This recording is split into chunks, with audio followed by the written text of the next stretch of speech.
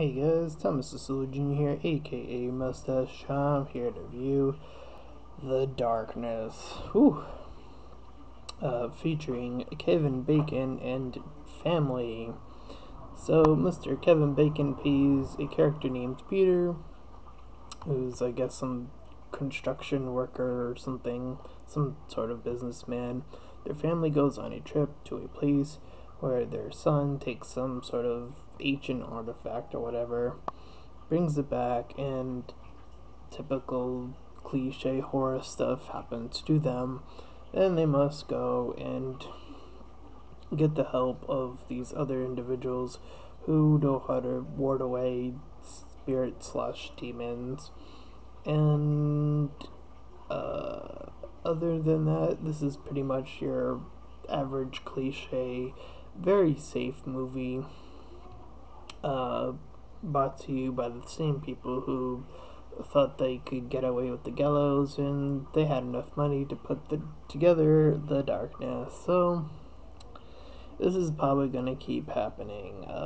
Cliche horror movie where certain individual doesn't seeing stuff, and then the others don't believe until a certain point, until they start to see or whatever that something is going wrong, and mostly it's the boy's fault, but it's like, oh no, we're not gonna punish you whatsoever. We're gonna protect you. Um, and I really don't like this whole blaming, like attachment of blame that they use in this movie. Like autism has a reacher, the demon world or whatever. Like no, like come on. It's so dumb and just overplayed and really just it's just so getting old. I'm getting worn out completely from just looking at these movies and seeing the same exact thing over and over again, and they don't even really try to play up all the moments to the best of their ability. The actors and actresses, or whatever you want to refer to them as, they just sort of are in the moment. They're like, the only exception I think was the dog attack, um, and then they like blamed their neighbor for their dog attacking the woman teenager. I don't know how old she is, um, but she's always like, whatever. I don't want to deal with my parents. She's that type of archetype of a character. Never really get complete characters in your horror movies, of course. So, uh, you have typical family dynamic. And I gotta say, this movie could have worked better as just a family dynamic and just dealing with issues.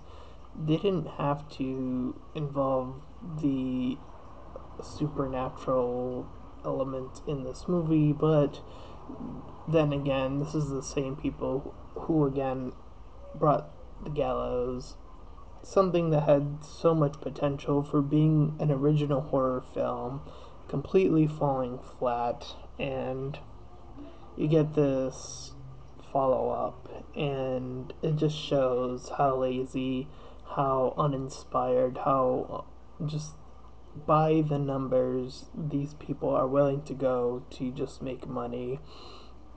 And they brought together Kevin Bacon, and you know, in this day and age, I can't even say I blame the guy. I mean, it must be incredibly hard to find a job. So he got stuck doing this, and that sort of sucks. And you can tell he's trying to do the moments, and uh, the actors themselves are trying to do the moments the best that they can with what they have, which isn't much. And that's just sort of how things go sometimes, and it's unfortunate. Hopefully, that movie Don't Breathe will bring some sort of new life into the horror genre that has been quite missing for, I want to say, the past 7, 8 years now, close to that range, almost a decade's worth of terrible horror movies, with very, very few exceptions. I really like the movie Hidden. I would actually highly recommend seeing that movie, as that exemplifies a story that is complete and characters that you want to follow and you want them to survive, and you know, stuff of that nature really just feels well.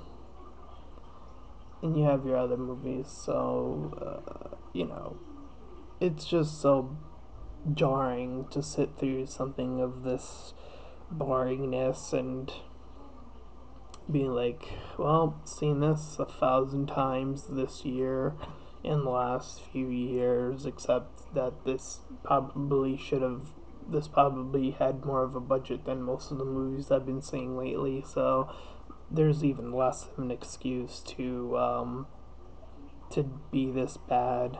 I mean, they got Kevin Bacon, so there should be no excuse to not try a little bit harder with what you have. So yeah, I'm gonna give this movie a 1 out of 10. It's just not good. Here's looking forward to hopefully some more good horror movies. This is probably one of the worst ones I've actually seen, just from the boredom factor. I mean, there's so many moments of there could be something here. You could be exploring lore, or you could be exploring the characters, as if that would ever actually happen in a horror movie. Like I said, there's the rare exception, like Hidden. I again highly recommend that movie where you get characters that are actually characters. Um, and yeah, so that being said, this movie is terrible. Figures that something like this would follow up the Gallows, so